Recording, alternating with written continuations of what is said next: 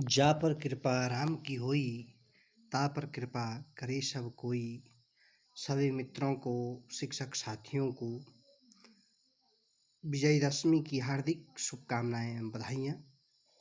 तो दोस्तों, आज मैं आपके लिए लेकर आया हूँ EVS CTET UTT first paper. CTET या यूटीटी का जो फर्स्ट पेपर होता है प्राइमरी का, फर्स्ट टू फिफ्थ का, उसके लिए ईवीएस के कुछ इम्पोर्टेंट क्वेश्चन और कुछ फैक्ट। आप जानते हैं कि प्राइमरी पेपर में आपको ईवीएस 30 मार्क्स की पूछी जाती है। तो इसमें आपको कुछ कंसेप्ट और एनसीईआरटी ईवीएस के कुछ क्वेश्चन पूछे जाते हैं और कुछ पेडागोजी से रिलेटेड क्वेश्चन पूछे जाते हैं। तो कई बार आपको इस प्रकार को क्वेश्चन देखने को मिलते हैं कि उत्तराखंड के बच्चे इस स्कूल या विद्यालय किस प्रकार पहुंचते हैं, या गुजरात के बच्चे स्कूल कैसे पहुंचते हैं, या कभी क्वेश्चन को घुमा दिया जाता है। इस प्रकार मैं आपको बताऊंगा अभी। तो जैसे उत्तराखंड है, उत्तराखंड हमारा क्योंकि ग्रामीण पर्वतीय अंचल से यहाँ के लोग बिलोंग करते हैं और यहाँ की भौगोलिक स्थिति ही ऐसी है कि यहाँ के रास्ते जो होते हैं वो ऊबड़ खाबड़ होते हैं। गांव घरों के जो बच्चे होते हैं उत्तराखंड में, वो ऊबड़ खाबड़ पथरीले रास्तों से विद्यालय पहुँचते हैं। गुजरात में एक जुगाड़, एक गाड़ी का नाम है, यह फट फट कर चलती है, आगे से मोटर बाइक की तरह दिखाई देती है और पीछे से लकड़ी के फट्टों से बनी होती है।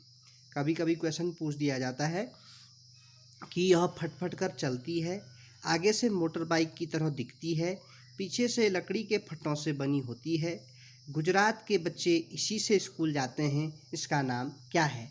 तो इसका नाम है जुगाड़। राजस्थान, आप जानते हैं कि यहाँ पर गर्मी बहुत ज़्यादा पड़ती है और ऊँट को ही रेगिस्तान का जहाज़ भी कहा जाता है।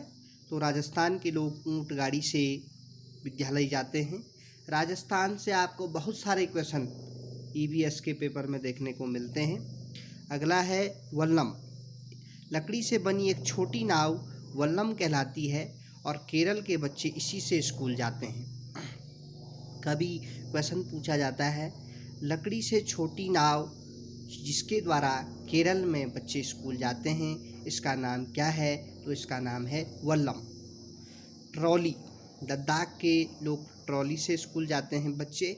और असम में बांस से बना ऊंचा पुल होता है, क्योंकि असम में बहुत ज़्यादा बारिश पड़ती है और यहाँ पर 10 से 12 फीट ऊंचा एक बांस के खंभों पर बना एक पुल होता है, बांस से बना पुल, इसके द्वारा बच्चे स्कूल जाते हैं। तो उत्तराखंड में ऊबड़ खाबड़ पथरीले रास्तों से, गुजरात में जुगाड़ जो एक गाड़ी है, आगे की तरफ मोटर बाइक होती है, पीछे की तरफ इस पे फट्टे होते हैं लकड़ी के और यह फट फट कर चलती है। राजस्थान में ऊँट गाड़ी से, केरल में वल्लम एक प्रकार की छोटी नाव लकड़ी से बनी, लद्दाख में ट्रॉली से जाते हैं और असम में बांस से बना पुल, इसके द्वारा बच्चे स्कूल जाते हैं। अब आगे है, कुछ और क्वेश्चन यहाँ पर आपको देखने को मिलेंगे। इस प्रकार के ईवीएस में क्वेश्चन देखने को मिलते हैं। जुड़वा खनिज के नाम से किसे जाना जाता है? तो सीसा और जस्ता को। सीसा को विज्ञान की भाषा में लेड बोलते हैं और जस्ता को जिंक बोलते हैं। यहाँ पर आपका जो कॉपर है, कॉपर प्लस जिंक, पीतल, कॉपर और जिंक की मिश्र धातु होती है तथा कांसा, कॉपर और टिन की मिश्र धातु होती है। चाय के साथ पीठा दिया जाता है असम में। असम में जब कोई घर में मेहमान आते हैं तो असम के लोग चाय के साथ कुछ खाने को देते हैं, उसे पीठा बोला जाता है। कर्नाटक में हल को कुरिंगे कहा जाता है। क्वेश्चन पूछा जाता है कि कर्नाटक में कुरिंगे किसे कहा जाता है? तो हल को कहा जाता है। कुनैन के अतिरिक्त ऑल्थीतर औषधि मलेरिया के उपचार में प्रयोग की जाती है। मलेरिया से क्वेश्चन आपको पक्का पूछा जाएगा। मलेरिया सिनकोना की छाल का उपयोग किया जाता है मलेरिया के उपचार में। और मलेरिया की दवाई किसने बनाई थी, किससे ये फैलता है? प्रोटोजोआ के द्वारा होने वाली ये बीमारी है। और किसने इसका पता लगाया था, इस प्रकार के क्वेश्चन पूछे जाते हैं। वेलवनिका गांव कर्नाटक में स्थित है। वेलवनिका गांव कहाँ स्थित है, तो ये कर्नाटक में स्थित है। बोचाहा गांव मुजफ्फरपुर बिहार में स्थित है और यहाँ लीची के पेड़ बहुत पाए जाते हैं और लीची के पेड़ मधुमक्खियों को लुभाते हैं और लीची के पेड़ फरवरी में खिलते हैं और नवंबर से दिसंबर के बीच में मधुमक्खियों के अंडे देने का समय होता है। हनी बीज से क्वेश्चन पूछा जाता है कि कब इनके अंडे देने का समय होता है, नवंबर से दिसंबर के बीच में। फरवरी में लीची के फूल खिलते हैं और मधुमक्खियों को लीची के फूल बहुत अधिक पसंद हैं, उनका रस। और रानी मक्खी का क्या काम होता है, कौन इसमें रानी जो मक्खी होती है वही इस झुंड की नेता होती है, वो आगे से चलती हैं। नर मक्खियाँ फूलों का रस एकत्रित करने का कार्य करती हैं, जो वर्किंग हनी बीज होती हैं। अगला है केरल के किस स्टेशन पर इडली बड़ा मिलता है, तो उडुपी एक स्टेशन है केरल का जहाँ पे इडली बड़ा मिलता है। राजस्थान के लोग टाँका बनाकर बारिश का पानी एकत्रित करते हैं, क्योंकि राजस्थान में काफ़ी गर्मी होती है और यहाँ पर पानी कभी कभी बारिश होती है, तो यहाँ के लोग टाँका बनाकर बारिश का पानी एकत्रित कर लेते हैं। आगे है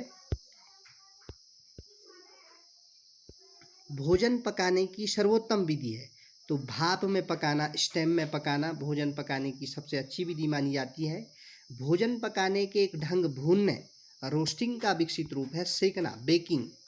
मिजोरम के लगभग 3/4 लोग जंगल से जुड़े हुए हैं। जंगल को साझा बैंक मानते हैं झारखंड के लोग। झारखंड के लोग जंगल को साझा बैंक की तरह मानते हैं। अब आगे बात करते हैं। इमली और बबूल की पत्तियां आकार और रंग में लगभग एक समान दिखाई देती हैं, तो कौन सी एक पत्तियां ऐसी हैं जो आकार और रंग में लगभग एक समान दिखाई देती हैं, तो वह हैं इमली और बबूल की पत्तियां। मशहूर चित्रकार विष्णु चिंचलांकर सूखे पत्तों से बढ़िया चित्र बनाते थे। कभी एक प्रश्न पूछा जाता है कि सूखे पत्तों से बढ़िया चित्र बनाने का कार्य करते थे विष्णु चिंचलांकर। विष्णु चिंचलांकर का संबंध इंदौर से है। पहाड़ों से उतरने की प्रक्रिया को रैपलिंग कहते हैं। रैपलिंग मतलब पहाड़ों से नीचे उतरने की प्रक्रिया कहलाती है। वाहनों में सीएनजी का प्रयोग करने से सबसे कम प्रदूषण होता है, ये सभी जानते हैं।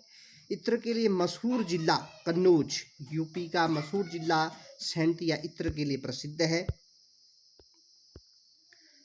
पर्वतारोही बर्फीले पहाड़ों पर ट्रैकिंग करते समय ठंड से बचने के लिए स्लीपिंग बैग का उपयोग करते हैं। आगे हनी बीज से मधुमक्खियों से क्वेश्चन दिख रहा है। छत्ता बनाना, शहद एकत्रित करने का कार्य किया जाता है, ये काम करने वाली मक्खियों द्वारा किया जाता है। मधुबनी चित्रकला के लिए उपयोग होता है चावल के घोल के रंग। मधुबनी बिहार का एक जिला है जहाँ पर मधुबनी पेंटिंग की जाती है और इस मधुबनी पेंटिंग ये कैसे बनाई जाती है, तो इसमें चावल को पीसा जाता है बारीक से और उसमें विभिन्न रंग मिलाए जाते हैं। इस मधुबनी पेंटिंग में जानवरों के कुछ चित्र होते हैं, पक्षियों के कुछ चित्र होते हैं। बाजरे का जन्म वान ग्राम में हुआ। इस प्रकार के क्वेश्चन ईवीएस में अक्सर हर बार देखने को मिलते हैं।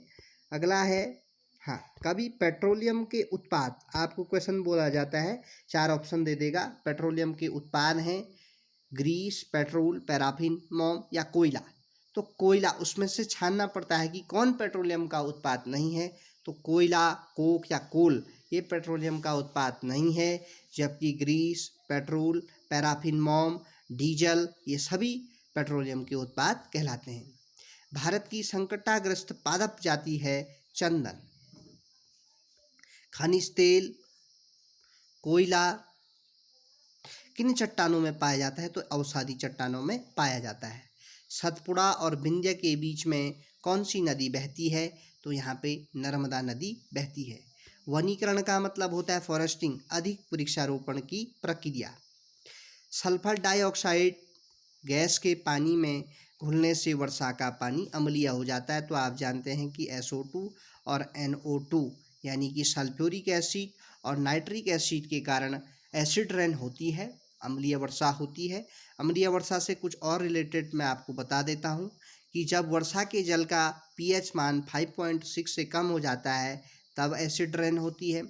एसिड रेन के कारण जो जीवधारी हैं या इस प्रकार के उनको नष्ट पहुंचाती है और काफ़ी मनुष्यों में कैंसर जैसे रोग इसके कारण हो जाते हैं।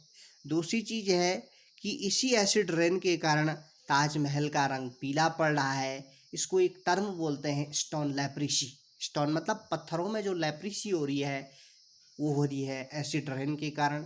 इसी एसिड रेन के कारण ताजमहल का रंग पीला पड़ रहा है। अगला क्वेश्चन है, संगमरमरी नगरी के नाम से जाना जाता है जबलपुर को, सतपुड़ा की रानी पंचमढ़ी को, झीलों का शहर भोपाल, महाकाल की नगरी उज्जैन और सिटी ऑफ लेक ये तो आप जानते हैं कि नैनीताल को कहते हैं हम। तो ये है आपका झीलों का शहर भोपाल को कहते हैं। अगला है खनिज और स्थान, हीरा पन्ना, तांबा बालाघाट, चूना पत्थर कटनी, नीमच और मंदसौर। भारत के किस क्षेत्र में स्थानांतरित खेती करने का रिवाज है? तो ये उत्तर पूर्वी क्षेत्र में है जिसे झूम कृषि या झूम खेती बोला जाता है। ये स्थानांतरित खेती है।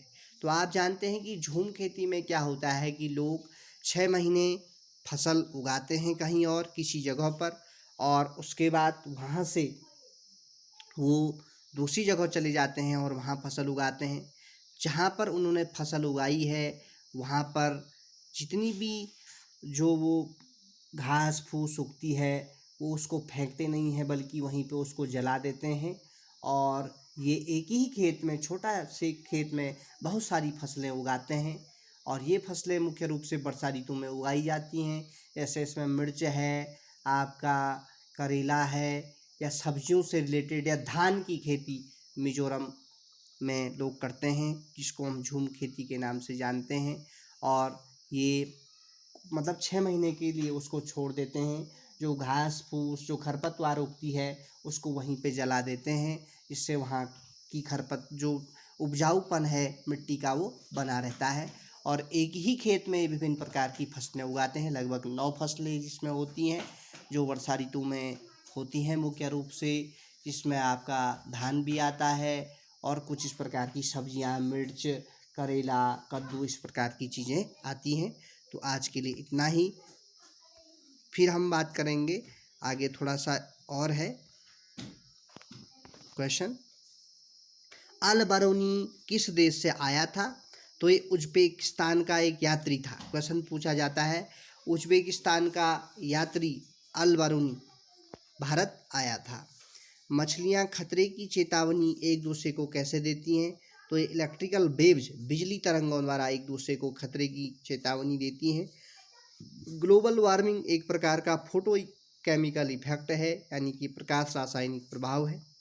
वायु के माध्यम से फैलने वाला रोग है तपेदिक।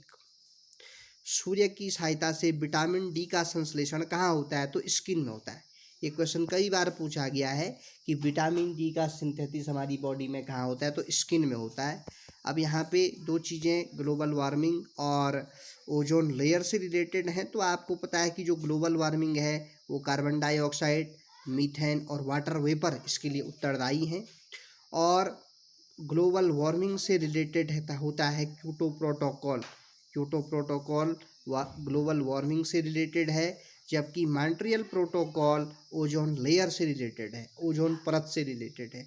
ओजोन परत आपको पता है क्लोरोफ्लोरोकार्बन के कारण होता है और ग्लोबल वार्मिंग के लिए कार्बन डाइऑक्साइड, मीथेन, जलवाष्प उत्तरदायी हैं और ये क्योटो प्रोटोकॉल इसके लिए बना है।